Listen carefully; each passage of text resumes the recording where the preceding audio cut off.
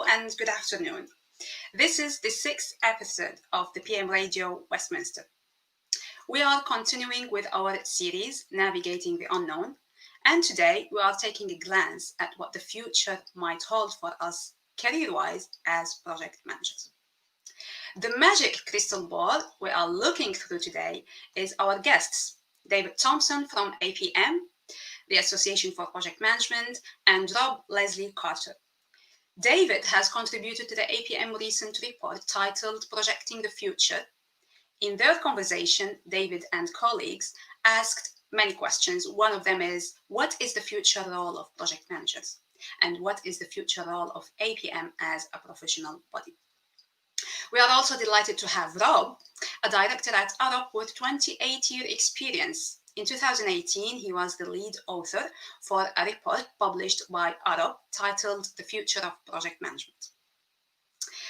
And Rob is passionate about climate change and the zero net carbon emission target set by the UK for 2050.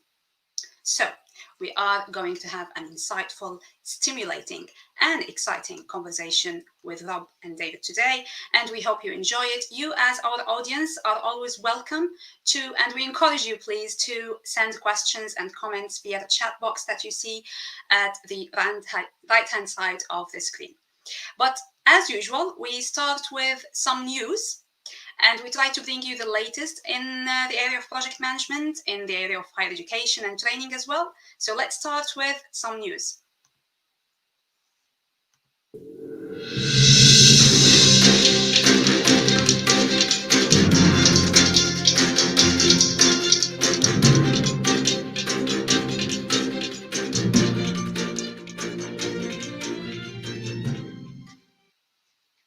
We start with a celebratory piece of news, actually, and we are delighted to announce that Giorgio Follini from University of Westminster won the Postgraduate of the Year in the APM Festival of Education and Research that took place last week on the 21st of October. It was a virtual event, but it was great to hear that Giorgio won this based on the MSc dissertation that he submitted within the MSc Project Management course at the University of Westminster. Well done, Giorgio. We are delighted for this achievement. And to our student audience, who knows, maybe we will be announcing your name next year. We wish all current students a safe and speedy journey towards their degrees. Talking of speedy, the extension of the famous railway project HS2 to Leeds will probably not now go ahead, former Transport Secretary Lord Adonis has claimed. Originally, the construction of the new railway is split into 3 phases. Phase 1 linking London and the West Midlands, Phase 2A linking the West Midlands and the North via Crewe, and Phase 2B completing the railway to Manchester and Leeds. However, Lord Adonis made the comment after the government deferred decisions on the design of that section 2B of the high-speed railway until after publication of an integrated rail plan for the North and the Midlands. Lord Adonis warned that this means ministers are delaying indefinitely the building of HS2 between Birmingham and Leeds. Now, HS2 Minister Mr. Stevenson said government was prioritising development of the western leg into Manchester while considering the best approach for the eastern leg. Lord Adonis claimed the economic and social consequences of today's HS2 decision are profound. He went on, metropolitan growth in England, north of London, will now concentrate on the Birmingham-Manchester corridor. The whole eastern side of England without HS2 is downgraded. A big and bad decision, he said. Therefore, it's vital the government's integrated rail plan commits to bringing forward plans for HS2 eastern leg connecting the Midlands with Yorkshire, including Sheffield and Leeds, and getting spades in the ground in the north as soon as possible. IKEA will now buy back your old furniture for up to half its current price. What a great piece of news.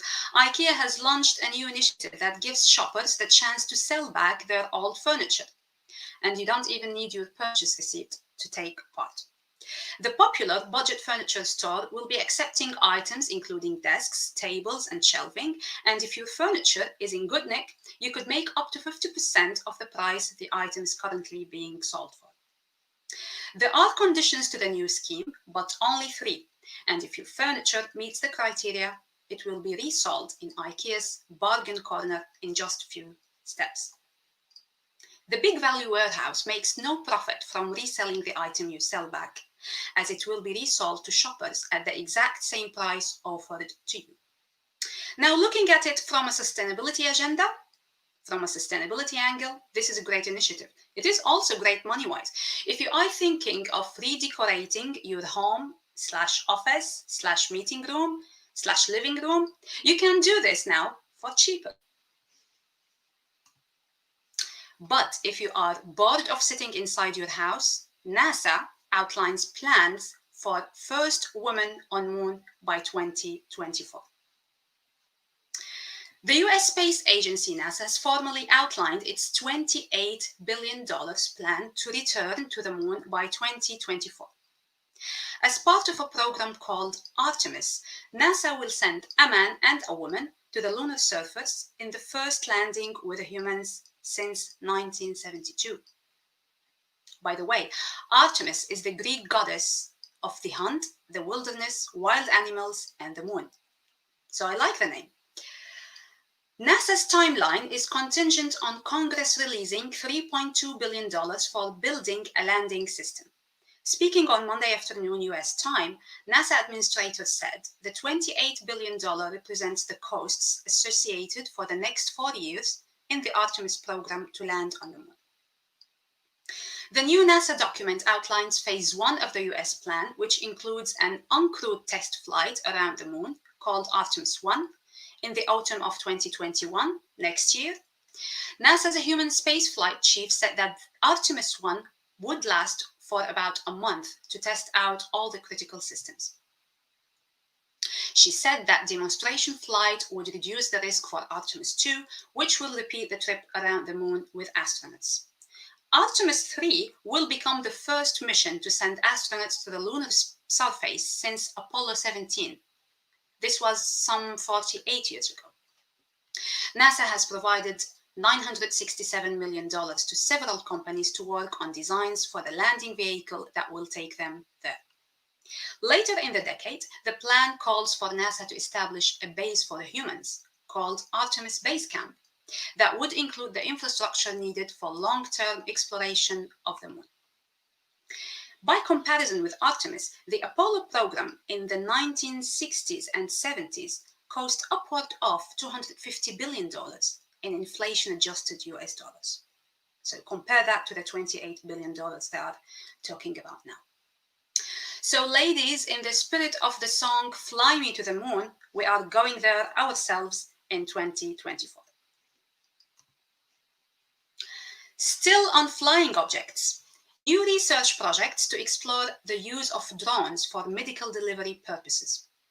Cranfield University is participating in 2 new research projects that focus on the use of unmanned aerial vehicles for medical delivery purposes.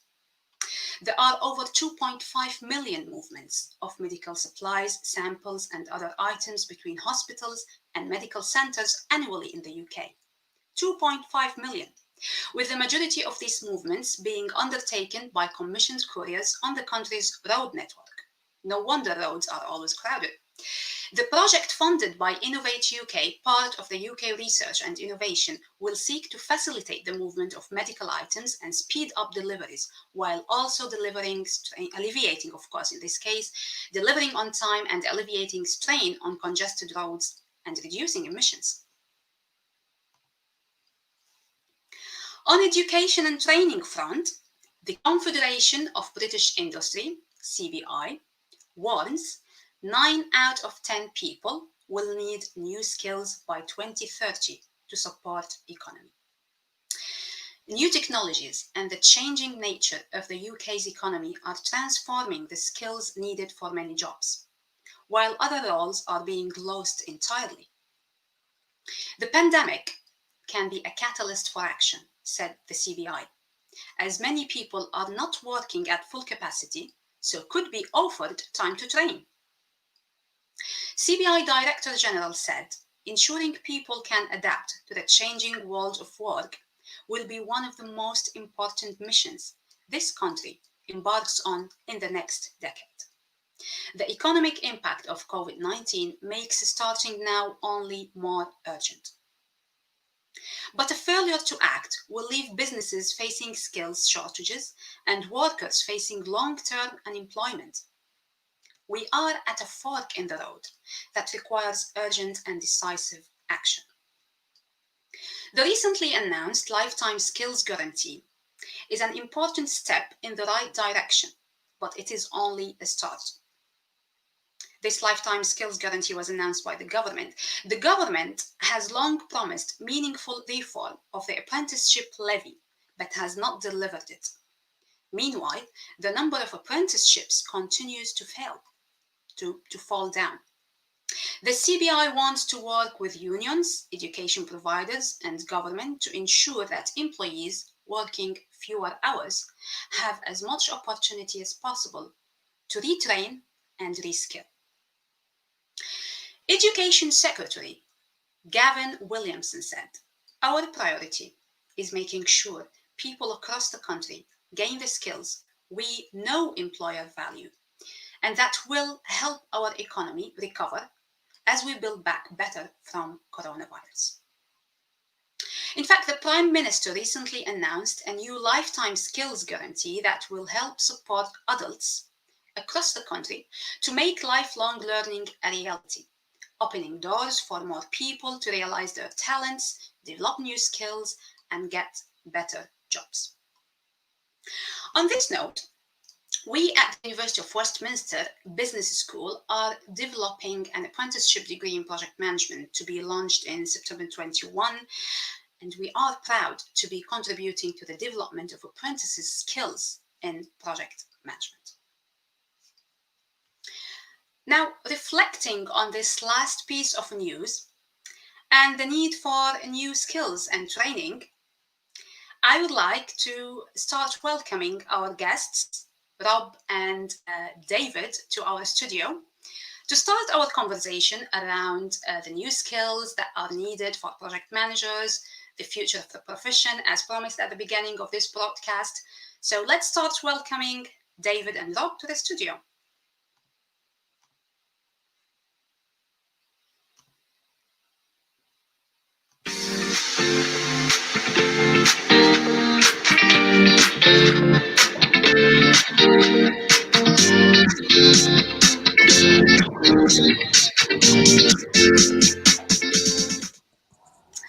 Hello, Rob. Hello, David.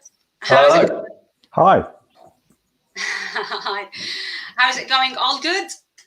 Yeah, optimistic about the future. Yeah, looking forward to this conversation. Should be good fun. All right, let's start with an introduction. I did my best at the beginning, but I'd like to hear from you. The audience as well would like to hear from you. David first, please. Yeah, so I'm head of external affairs at APM, which is the chartered body for the project profession as of 2-3 years ago. And we're very proud to be a chartered body. Of course, thank you. Rob.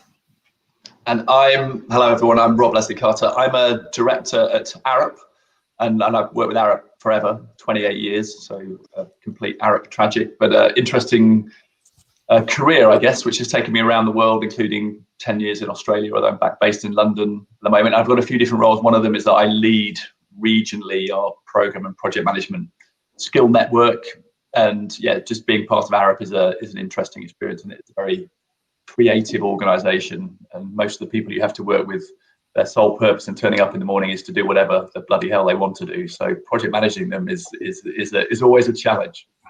Okay, nice. So you both have lots of stories to tell us about. Let's start with your impression. How do you feel about the future of us as project managers? What does it look like, bright or gloomy? What do you think, David? Well, I would say in terms of, because we're all absolutely paralyzed by the pandemic, that in the short term it does feel quite gloomy, but all the evidence we've been gathering over the last 2 or 3 years shows that for project managers and for the project managers profession, the outlook's really, really rosy, and in a number of ways. One, we run a little study annually called our salary survey, where we ask about, it's really got a confidence index in the profession. And then the first time we asked that question in 2018, just as we were becoming chartered, we had a net 60% confidence in the future of the profession. That went up the next year to 62, and last year it was, well, sorry, this year it was 66%. And I can't think of a single other profession that has that sort of positivity rating at the moment. Also, you know, when we surveyed the profession about the future in terms of number of projects and budgets, both of those were showing a positive aspect. Now, bearing in mind that was 6 months ago, but also in terms of the enthusiasm coming through from our chartered members, but also, you know, the explosion of numbers of students. So all the indicators about positivity about the prospects for the profession internally were large. Obviously, those are affected by external factors like the economy, and that's where I think the last 6 months, it depends which sector you're in. If you're in aerospace or you work for Rolls-Royce, it's not much fun. But if you are in government or in a whole series of other things like energy, where you're looking at sustainable projects, etc., the prospects are really, really rosy. So it's a very mixed bag depending on where you're sitting.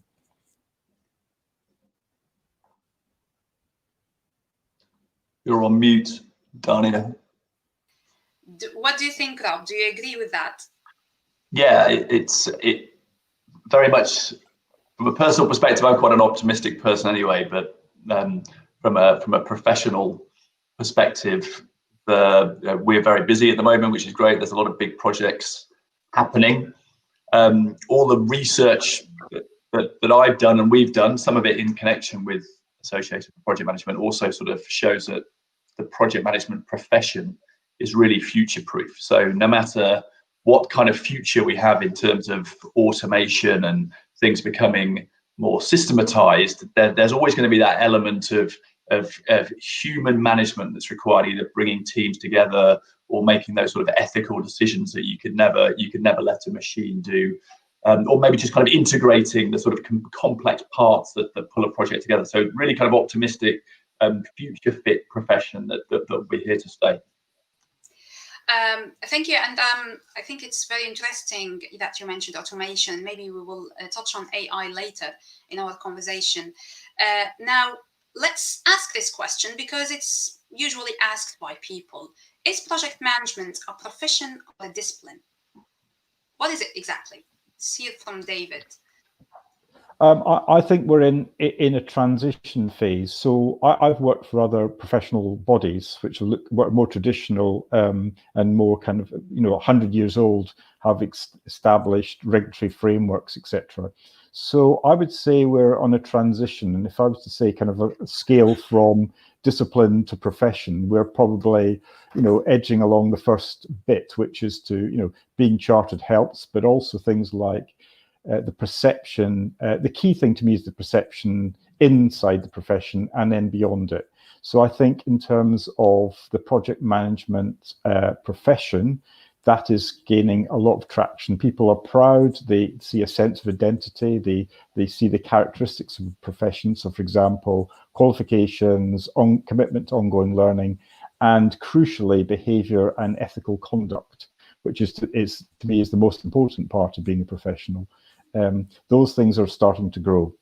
The biggest challenge is actually being seen as a profession by others. So within organizations, by government, by other stakeholders, is it seen as being just a discipline within an organization, something you bring in to sort something out, to deliver a project?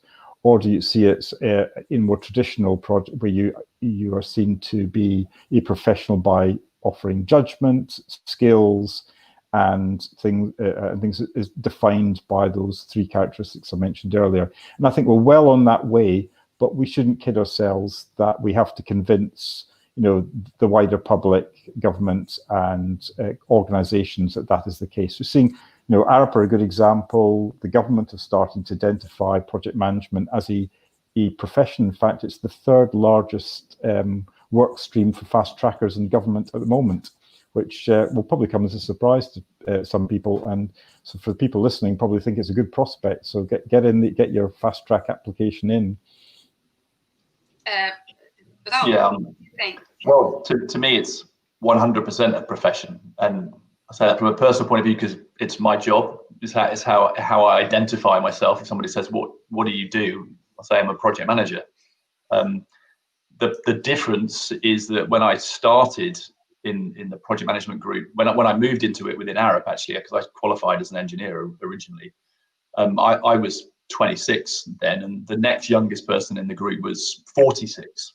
So it was at that stage very much something you stumbled into. So it was more of a discipline. But today, we have a whole early career stream that are bringing in people at apprentice level. We've got an apprentice joining this month who's 16, ridiculous, who's coming in to be a project management professional. That's what they're doing. So, it's becoming a profession of first choice, and it's such an exciting thing to do, because every single piece of change that anyone implements anywhere around the world falls under that skill set of project management, and it's something that you can devote your life to and your career to, and it never feels the same because every single project is different, every experience is different, the teams that you interact with, so it's a continually changing and evolving challenge. It's great.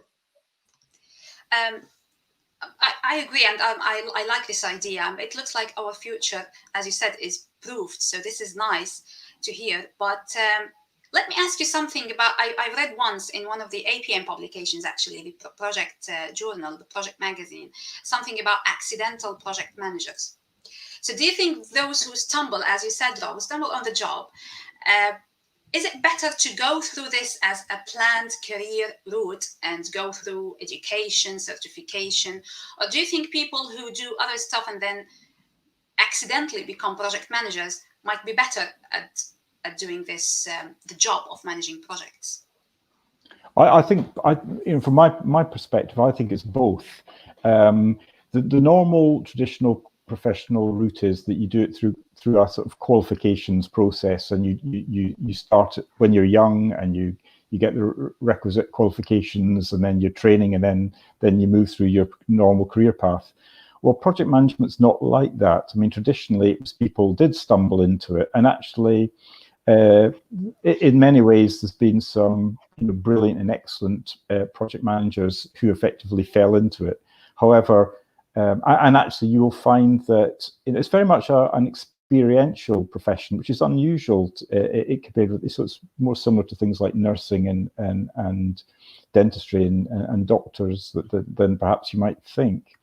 But I do think there's room for both. From my perspective, I think having graduates and having apprentices is really fundamental. That pipeline will create the momentum around the profession, and we need, we probably don't have enough properly qualified professionals at the moment. And there is the danger, I suppose, from the accidentals is the accidental project management is people who think they can do project management because it's a bit like internal communications. Let's have a go. How difficult can it be? Well, actually, it is quite difficult, and you do need to understand the science and the art of project management. You can learn on the job, but you can also make quite a mess as well.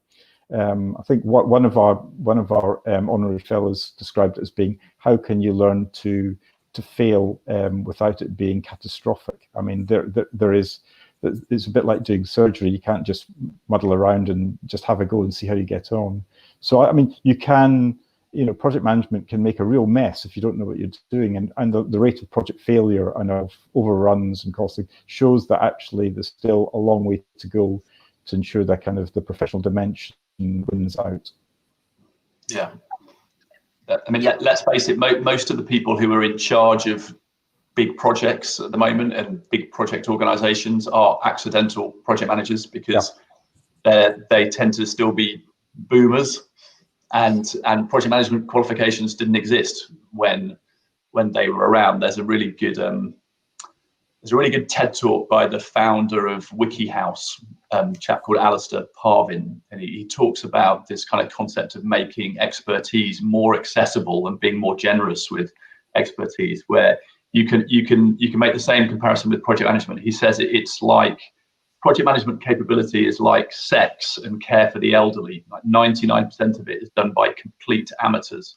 And what David just said there is completely true. You know, there's millions of projects that are done all the time without access to really good project management core skills. But in my organization, my personal reflection, it's an absolute combination of the both. We have some very senior people who are absolutely accidental project managers, and our challenge is to get the best of them in an evolving modern environment. And that might be them going back to basics when it comes to digital transformation and tools and automation, or forcing them to sort of broaden their horizons to take into account, I don't know, carbon modeling or different things about sustainable development thinking. So it's a sort of a complete mixture of people and the backgrounds, but you have to have a system that works for everyone. Indeed. Both of you, actually, so you are talking about the current state of project management and how you have a mixture in Arup. You have a mixture of people who were accidental project managers and people who came into the career. David said the same.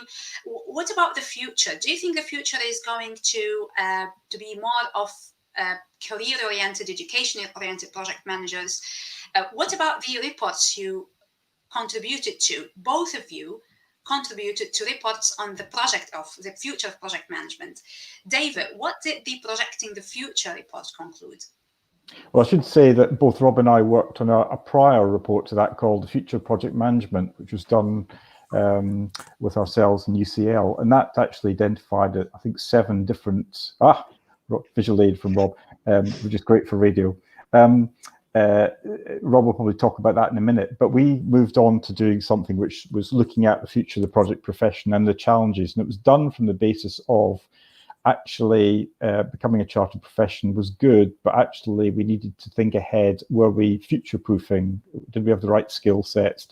Were we looking at the right issues? So we looked at things like AI, technology, climate change, longevity, smart cities, connectivity, and finally, what the skills needed.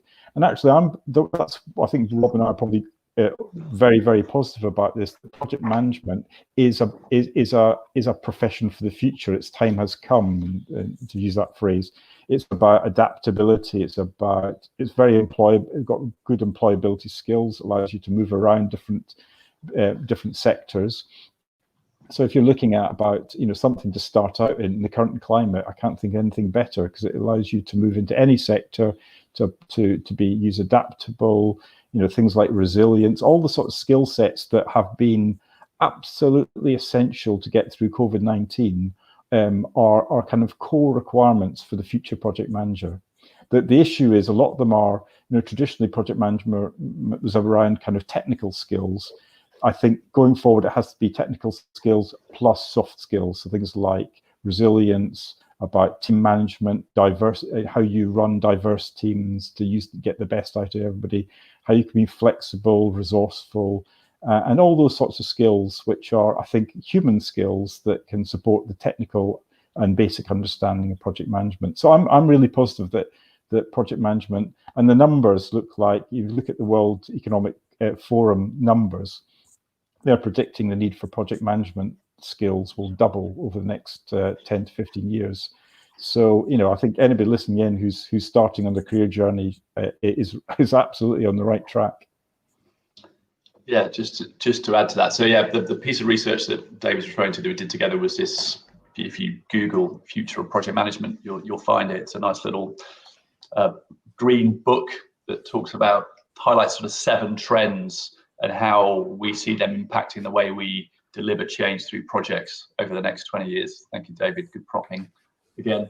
And it talks about all the things you'd expect in terms of automation, technology, virtual teams, gig economy, but it also talks about some far sort of softer areas. A really interesting one that people often highlight as being the most persuasive and meaningful is talking about changing corporate cultures. The need for a real meaning and purpose that people look for, not only in the people that they work for, but on the projects they work for. And in a time where you'd expect there'll be lots more mobility, lots of people working not necessarily as gig workers, but in more virtual innovation hubs or virtual project teams.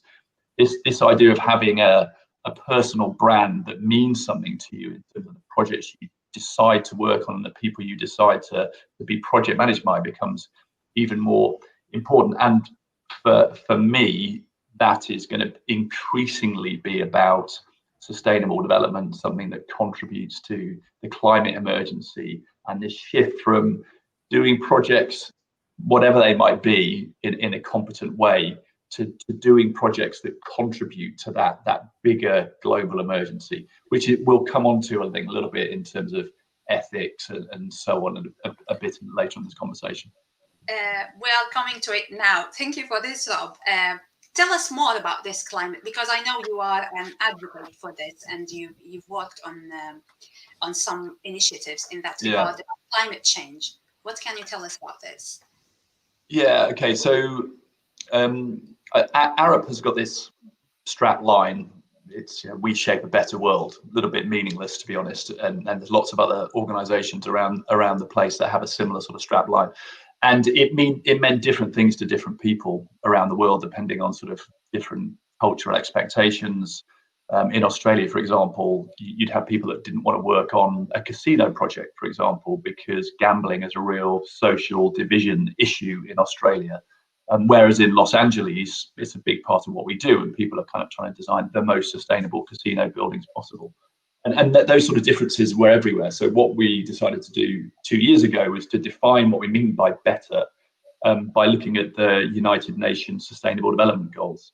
So every project now we are looking at being involved with, you say, well, is this contributing to the bigger picture of the UN SDGs, is the acronym. Last year, before when we were all getting out there and getting our voices heard, one of the really defining things about 2019 was the Extinction Rebellion protests. And it was a real sort of shift in my mind from waiting for the government to do something and seeing how bottom-up people power could exert a real influence. And actually, it's no coincidence that 14 months ago, Extinction Rebellion was out there bringing London to a standstill and other major cities. And also the government signed into law our net zero commitment. So this idea of getting down to a net zero carbon position within the UK by 2050. And that actually is the biggest program of projects we could ever imagine. It's going to be like running 20 high-speed twos in parallel for the next 25 years. A huge opportunity for us all. Anyway, from about the same time, we started to see organisations similar to Arup refusing to do projects that didn't align with that climate emergency agenda. So there's for example, the Adani coal mine in Australia. Basically, all the consultants, including the project managers, pulled back from that project, even though they were, big projects for those organisations, because the staff didn't want to get involved with them.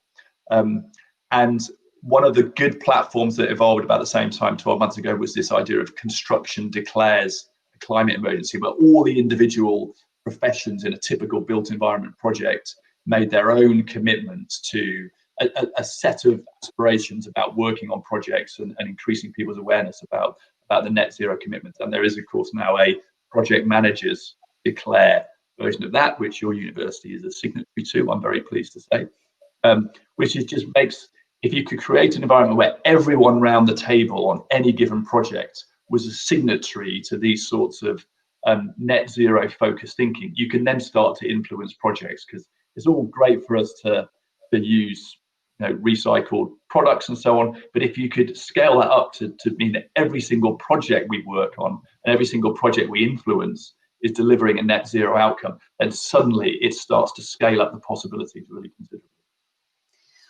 Thank you, Rob, for this.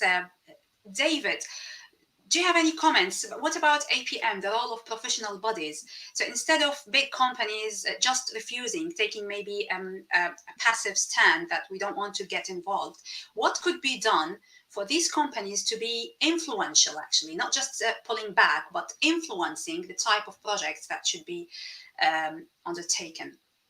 Well, I mean, what Rob says is really interesting. I think, in a sense, he's lucky because he works for an organisation that signed up to this and is, in the leading edge of being, I think, thoughtful and purposeful. I think you have to accept that actually we, as a professional body, we represent people in all fields and all sectors. And I'm very aware that some people who are working for an oil company or a mining extraction company don't necessarily feel as comfortable to be able to challenge. And I think this comes back to the muscle of being professional judgment and capability. Hitherto, I think a lot of people thought their role as a project manager was to get things done. And they didn't really question the purpose or indeed the original objective of the project. Their job was to deliver it well, whether that meant building a munitions or something that was in its extractive industry. So I think there is, we have to take all of our members with us, and for some, if they're relatively junior in their project sector, they may not feel they have a voice. So I think what we've got to do is build the capability to help people wherever they are on their journey, and within different types of projects, to be able to feel that they can exercise ethical and professional judgment in their particular scenario. So that means, from my perspective, and this is kind of something I've been working with Rob, is about what is it we can do to support that journey. So is it within our capability framework? Is it about building support and scenarios through say ethical tools? Is it is it a toolkit for net zero? Because that strikes me as one of the things where, compared with other professions, we're quite far back from giving people basic support, support materials when they're doing their day job. And because we cover so many different sectors, it's about what are the prime requirements around project managers? What do they need to help them build towards net zero, or in terms of decarbonisation plans? I know somebody made this point to me, an observation that all government departments had to have kind of decarbonisation plans built into their bids for the public spending review, and somebody observed that some of them were scrabbling around to try and almost like retrofit some sort of bids, because they just didn't have the skill sets or the time to do that properly. So I think that's where I think, in terms of capacity build, supporting people who have the right will but don't have the mechanisms or the support things, and they're having to learn on the job, because loads of us have a sort of dawning understanding of the target, but we're not sure how to get there. I think there's a challenge though for professional bodies to do a little bit more, and I kind of get that it's a broad church, but actually climate emergency is one thing that we're all in together. And even the fossil fuel companies are going through a transition. How bona fide that transition is, I think is a useful thing to challenge. But I think there's an opportunity for APM as a profession to think about, almost in the context of that code of professional conduct, like is it good project management to deliver a questionable project really well? And is there a role that APM can take as a professional body to guide people into selecting projects that are also doing the right things, which are not sort of morally questionable or irresponsible in terms of whether they're part of the solution towards net zero or not? I mean, there's been some really big examples. Heathrow is a great example last year, where pretty exemplar project, I guess, from a delivery point of view, but there's a whole national aviation policy that's completely out of alignment with our net zero commitments. Therefore, that project is unlawful. I mean, you could apply that thinking to doing a sort of a project triage on any number of projects. That could be a normal part of our project management services, to sort of go in and sort of say, is this project on the right side of the argument, and how can we improve it, even if it is contributing to a sustainable outcome? How can we introduce more best practice? So I definitely think there's a role for APM, and you probably shouldn't be too worried about ostracizing one or two of the members, because I suspect everyone has actually got the same agenda. I don't know if you've had that conversation with all your members to say who would be upset if we had a more radical sustainable development led aspiration. Well, I think one of the good things about a professional body is it's effectively can be a safe space for professionals to have those debates and discussions, and quite often arguments. It's quite difficult often within organisations to have those debates, and actually I think that's one of the benefits of a chartered profession. You can have a grown-up debate around it. But actually, I'm looking forward to the Q&A session because I think it'd be useful to hear from people what they think. We as project professionals and as a project professional body should be doing. One of the things about it is actually saying what is it people would find most useful. What are the mechanisms? Is it the debate? Is it tools and techniques? Is it ethical guidance? I mean, one of the things I think about ethical codes is they're all very well. And actually, looking at our ethical code the other day, it actually does mention the environment in it. So, but that's fine. People don't read codes. What they want is living, breathing examples and scenarios about how they apply it to them in their situation. What can they do? Can they walk? What's the kind of what's the sort of judgment call about challenging within the project if it's already set, etc. What sort of margins do they have? Thinking about mega projects where ethical considerations are really paramount, different cultural norms, etc. What can you? We've seen it with things like bribery and corruption, with payments, etc. Lots of people had to deal with these as new phenomenon of kind of cross-border mega projects. So these sorts of challenges are already, apparent to lots of people. But I think the sustainability consideration is one we need to almost like build into the DNA of a young or somebody starting out in their career. What are the things we need to think about as an individual, and what are the toolkits and supporting guidance that you require? So hopefully that comes up in the Q&A, because I think it's really useful to hear what other people think, not what we think. David, do you think, you mentioned the ethics or professional code of conduct. Yeah. Do you think these should be included in the framework of competencies for the project manager? So as part of the competencies, climate change awareness, be responsible, doing only sustainable projects, for example, sustainability awareness, should this go into that framework of competencies?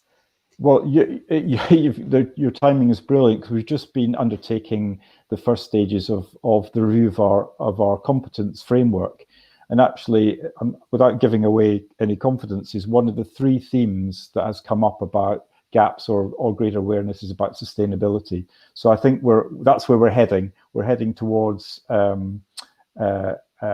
that as being a stream. In terms of the ethical code, I think it's more about scenarios and guidance. The code itself is a principle-based code. I wouldn't want to just have something that's as clunky as, say, a very detailed kind of, this is what you must do.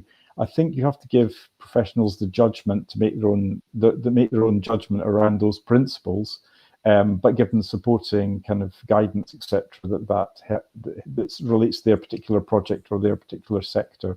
So I think, yes, the competence stuff. I think what we need to do is work out what other bits and pieces that people need in terms of their specific projects. So maybe a guidance tool about how to get to net zero, etc. I know Rob's done some really interesting work about looking at, sort of models about doing that. Sometimes it's a bit easier, I think, when you've got a profession like construction or architecture, where it's already well down the road. For others, it might be a bit more. It might be a bit of an earlier kind of transition phase. Thank you, and it's good news to hear about this. So when do you think, David, this update on the competencies will be ready? How long? Well, it's happening right now. So we're doing the internal review, but I would imagine by the end of the year we'll have identified which bits of the competence framework need to be updated. But I think sustainability is a slam dunk.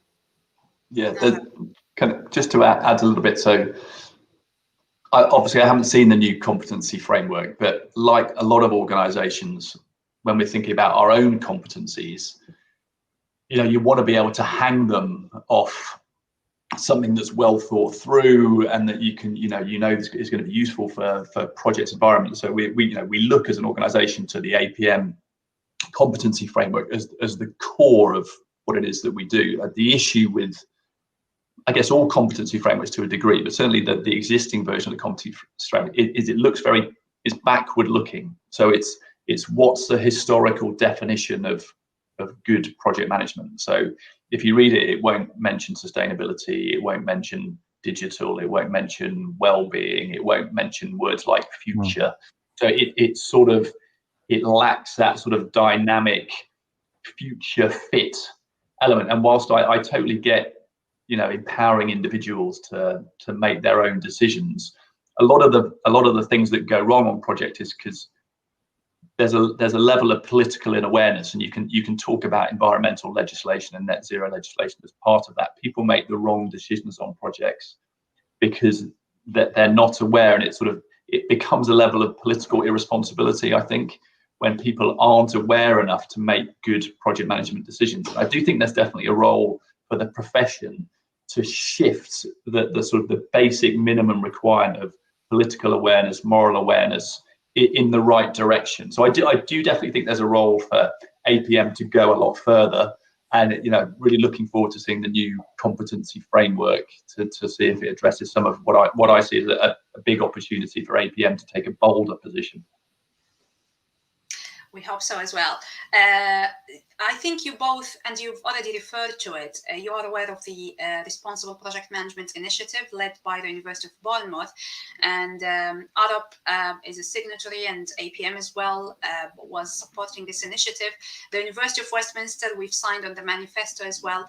What does the word responsible project manager mean to each of you? And let's be realistic here, because we get involved in projects after they've been decided on. We get involved later after the mandate and the business case has been decided on, and we are only asked to deliver this project, which we might agree with, or we might not agree, we might disagree with.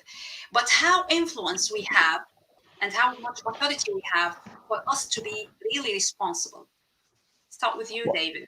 Yeah, I want to come back to the work we did in projecting the future, because one of the things that we looked at in terms of one of the potential outcomes from that is actually shifting the dial on project management away from just people being seen as being involved in delivering a project to actually shaping and the strategy of the project, to actually being influential at the outset. Both in terms, so that this concept of the chief project officer sitting in the C-suite or in the boardroom or in the decision-making process. And I think, again, that's the challenge to the maturity curve of the profession, being seen to not just take pride in delivering any project, being there's a heroic project manager that comes in and sorts out a kind of completely useless project that was set up without, proper scope, etc. To being at the outset and shaping that project. And I think that, in a sense, the flight path of the profession, if we succeed, in 5 years' time, you'll have people who are the project manager either is at the seat of the table when the decision is made and can shape it, and that includes with the ethical considerations, or that we have made enough awareness and status for the profession that people will, the project sponsors themselves, will be properly trained and understand and have a benefits analysis, not just a time and a cost analysis of a project. So a project has a purpose at the outset, and I think our current mission statement for vision for the project profession is that all projects succeed. Maybe we start to move in saying that all projects should have a benefits and a purpose, and not just simply there because they're there. Yeah, two things. I mean, first of all, Dania, this concept that project managers can only start influencing the process after a project has been sanctioned, I think is something that is a bit out of date now. And it's certainly, if you're thinking of it as a project management professional or a service provider, you're thinking, I think of it in three different chunks. And for the academics out there, I think this is originally based on a Sandra van der Meer's customer activity cycle, where she looks at the project life cycle as before, during, and after. And you've got all of those pre-sanction activities before that are actually the really important ones for setting the tone. So the way a project's initiated, the way it's created, the way it's defined. And if you can imagine from we're coming back to climate emergency net zero, that opportunity to build in to the requirements of a project, what you're actually trying to achieve is that's when it is. It's before somebody signed off the business case and said, go and deliver it, because project managers have a tendency to get their heads down fairly quickly and just try and deliver it as quickly as possible once the situation's happened. You mentioned responsible project management, and David and myself and other colleagues have been involved in that work at University of Bournemouth, and there's a really good manifesto now, and it's starting to kind of evolve into the guidance and so on. So we have our own version of that, so we're a signatory to it, but it's not something that somebody at Arup would hold up and say, this is how I'm going to behave today. Some of it is very much aligned with the culture of the organization anyway, but it's to me, it's more about the principles of how you show up on any project, how the empathy you bring to understand the client's concept, the sort of the shared ambitions you bring to any sort of team culture, the curiosity, the mindset, and the way you look to share and transfer knowledge, all of those sorts of things, that they're all part of that responsible project management mindset. And that's how we think about them in that sort of context of showing up in Arup in terms of the way we deliver all of our projects. Thank you, Rob. So thank you for all these answers. They are promising, and I think we have to stress this point on how the involvement of project managers used to be and how it is now. Maybe there is a need. This involvement will affect lots of things. Don't you agree with me? Maybe it will affect the procurement strategy, the procurement routes that projects use. The involvement of project management should be from the beginning, and they should be involved in the way these projects are defined and planned and initiated in the first place. Maybe also educational programs should incorporate more modules or have more focus on the strategic side of projects and how projects are strategically defined from the first step, rather than just taking a backseat and just delivering what's in the business case or what's in the initiation documentation. So I agree with you, but we need something to give advice for younger project managers, for students studying project management, for people who are just in the first step of the road. What could we tell them? What can they do? They are still at the beginning. They might not be part of a company that cares or that wants to be responsible. What can we say to these young project managers? What advice could you give them for their future career, David? Well, I'm going to repeat what I said earlier, which is I think project management gives you really good employability skills. It allows you to move into all sorts of different sectors. I agree with Rob about this thing about purposeful and curiosity as a profession. There aren't that many current careers that allow you to do that from the beginning, and it's very practical and vocational careers. So in terms of the future, skill sets are going to be changing rapidly 3 or 4 years. I think if you're facing AI and technological developments, actually project management is one of the things that will survive through that, because you can use data analytics, etc., but you still have to deploy a judgment. And I think so in a sense, if I was looking at my crystal ball, looking forward 20 years, which is a long time in current circumstances, I can see project management being kind of one of the real kind of mid-century careers that is booming and is essential to any change or delivery of a new product, a new service, etc., compared with a whole series of other professions which may well die or be automated. So I'm optimistic, and I think I'm optimistic based on the research and the science and looking at the skill sets that will be required, rather than just a hope that project management will survive. I hope so. I think we have 5 minutes left, so let's spend these on some of the questions. I have many questions, and The audience is asking very interesting ones. Let's start. We've already asked about what makes a person a successful project manager. We covered this. Will COVID-related projects give boost to the profession? Well, lots of projects around COVID-19. I think. Well, I can give you, I guess, a perspective from a service provider, if you like. Yeah, it seemed the whole of March and April for me, because a lot of our projects are built environment construction projects, was based around how we can keep things going, or how we can minimize disruption, and that became almost an industry in itself. And then sort of a couple of months later, I guess the curiosity and the innovation of the organization started taking over, and we started thinking, well, okay, well, how can we position our clients to be prepared for coming back to work? It might be kind of technology about temperature scanning, or the way the heating and ventilation works in an organization. And now it's kind of moved on to the next generation of, okay, well, what's a future workplace look like? What's its purpose? How can we take some of the lessons learned from the last 6 months into, your first news story was about high speed 2. How are people going to be behaving differently when they go into Euston Station in 7 years' time to get HS2? Are they going to be using different technology? Is the configuration of the platforms and the trains going to be different? Those automatically started to be sort of built in the way we're thinking about projects in 20, 30 years' time.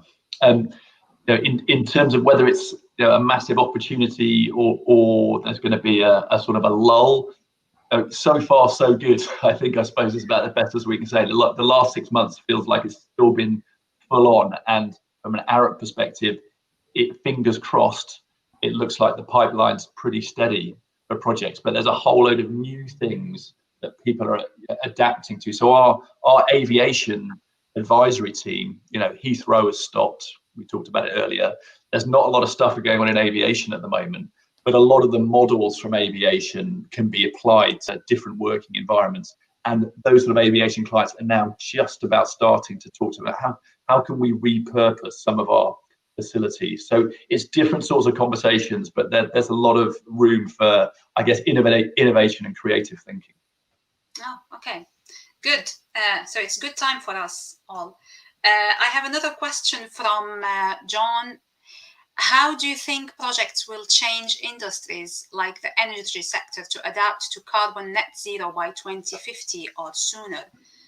Are we going to witness big change in industries because of this target and because of the new orientation in project management discipline or profession to be responsible? David, do you think? Yeah, I'll just make one kind of observation. That is, if you were to look back, say 4, 5, 6 years ago, most people were pretty skeptical about the impact, say, offshore wind power would have. Everybody thought it would probably provide 2-3% of future energy needs. In fact, our current Prime Minister said that it was probably not much more effective than blowing the surface of a pudding. But actually, now look at the targets he's set out for the contribution of wind power, for example, in the next 10 years. Notice the Scottish government's just announced a large increase in terms of the commitment to wind power generation itself. It's almost like an arms race in alternative energy.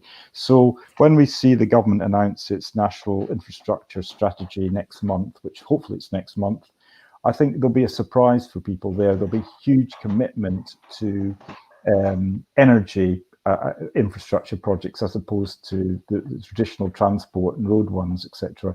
I think that's a hugely dynamic sector, and it's something which, partly because the UK had to move quite early into getting rid of coal, it had a big gap and has moved into that quite rapidly. But clearly, because of climate change, it's a no-brainer. We can't afford not to do it. And I think there are huge opportunities to try and get that right. And actually, although 2050 sounds like quite a long way away, it's the hard yards have to be done early. So if we don't get it right in the next 5 years, we're not going to hit that target. I think Rob, come back to Rob saying, it's not as if should we do it, so we can't afford not to do it. Yeah, but there's definitely some very practical changes that people will see on all of their projects. I mean, probably the biggest one is operationalizing this whole, should we be doing this project? Should we be working for this client? And you can extend that now to, should we be working for the people funding this client? Because it goes all the way through that supply chain. All these people are sort of aligned to Paris Agreement type principles. But on a practical level, if you think about all the things that a project manager influences during the life cycle of a project, you know, the business case, the client requirements, the contracts, the way information's gathered, the reporting, the key performance indicators, and the sort of the lessons learned. All of those things need to be aligned to achieve, you know, a net zero outcome. And that is a big, complex system. Even for putting an extension on your house, it's a big, complex system. For a big infrastructure project, it requires you know, a lot of quick movement. And if you think about the timing of when it all needs to happen, you know, in order to, we really need to start building up some demonstrator projects now, this year, that are targeting net zero project outcomes. And by 2025, we really need for, you know, 50% of all of our new projects to be targeting net zero outcomes. Because if we haven't got there by about 2030, 2035, that we're actually delivering projects with net zero outcomes, then, you know, we're never going to achieve our sort of contribution commitments. So COP26 will be interesting later this year. COP26 is the sort of the annual kick up the backside to sort of say, how are we doing in terms of the commitment we've made and the progress we're making towards it. But expect the focus coming out of COP26 to be a lot less, here's what we need to achieve as a collective, to, okay, here's what we need to deliver in terms of physical infrastructure and projects and progress. So that'd be a really interesting thing for everyone here to tune into, because they'll have far more projects. And Rob, if I can just ask that, just add to that, we're working with the Construction Industry Council, not all the other professional bodies, to try and you know, work on a sort of presentation at Glasgow next November.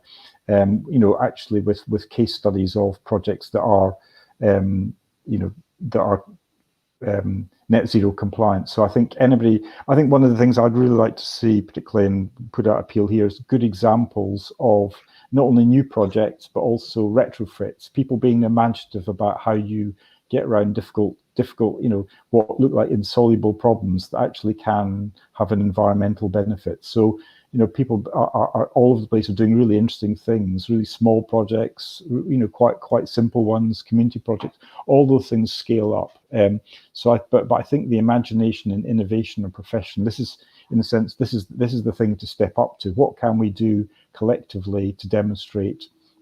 And also lessons learned. We're, you know, as a sector, traditionally, we're not very good at learning lessons. It'd be good to make sure we share the experience, because good productivity is about making sure that everybody does stuff smartly, not just a few, you know, trailblazers who and others just don't adopt those good techniques and skills. In the spirit of challenging you, David, because we're being encouraged to have an active debate, then let's talk about sort of sharing.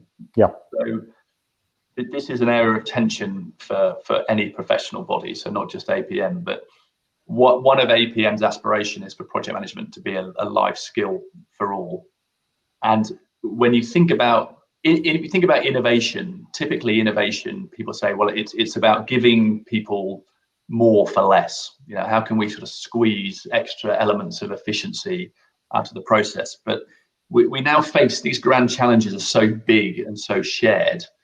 Innovation needs to also be about doing more for the benefit of more. You know, that kind of concept of how we can share project management best practice with the entire commons, if you like, the project management community, is an opportunity, I think, for people like APM or professional bodies like APM to be a bit less of a black box and to sort of welcome a far more of a commons type approach to the way they share best practice. Yeah. So again, another challenge, I suppose, because you have to balance that with getting member subscriptions in and all those sorts of things, and having a sort of a benefit to being a member. I'd be kind of interested to see how you think you can push a bit more into that area of generosity, because we need to upskill a lot more people. I think it's a perfectly fair challenge, and actually it's because we're a porous profession in the sense that we overlap with so many other professions.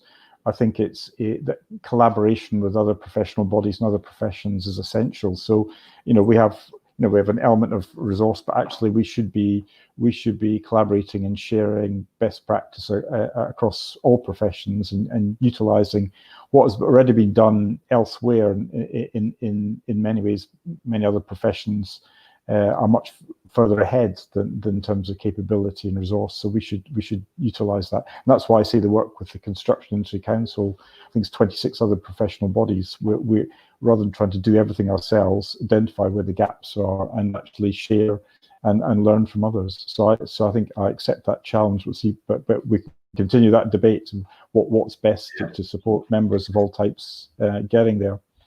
I think it kind of crystallized in my mind. There was a bit of work done by Design Buildings Wiki, which is a really good interactive sort of website. People should go and have a look at it.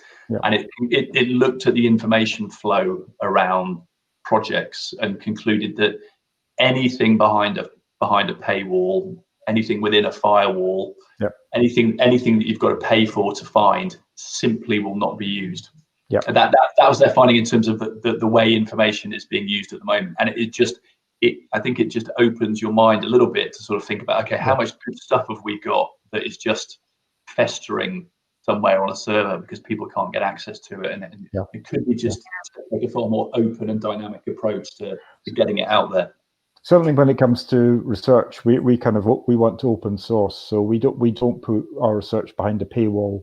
In fact, we are kind of members of something called the Project X community, which links to academic bodies across the UK and beyond. And that's one of the principles we have, is about making sure anything we publish is accessible. Yes, indeed.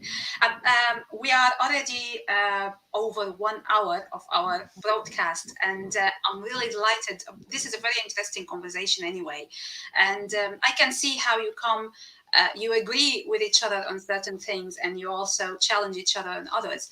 As a conclusion, the thing that we can take from this interview or conversation is that the future is promising. Project management as a career is staying there, and it might be even becoming more popular. Professional bodies are on the way to updating the competencies frameworks, and this is a much needed thing to reflect the new skills and the new mindset of project managers in the coming years. I'd like to thank both of you, David and Rob. This was really interesting and exciting, and I hope that the future is as bright as we described today. Thank you for being with us. Thank you. And can I just say congratulations to Giorgio? I meant to say at the beginning. Yeah. It's good to see. I'm glad he's won the award. So congratulations to Giorgio. Absolutely. Yeah. Thank you very much. So for our audience, thank you for listening to us and staying with us today over the broadcast. Just a few words about our plan for the next broadcast. So our upcoming one is on the 26th of November, the last Thursday of every month. So 26th of November, we are hosting Matthews Cavacchioli, a program manager on a pharmaceutical company. We will also have an exciting discussion on project management, this time in pharmaceuticals. We hope to see you then, and we hope that you subscribe to the channel to receive our notifications. Until we are live again, stay safe and healthy. And from us at Project Management, the PM Radio for Project Management at Westminster, we wish you a nice rest of the day. Take good care, and goodbye.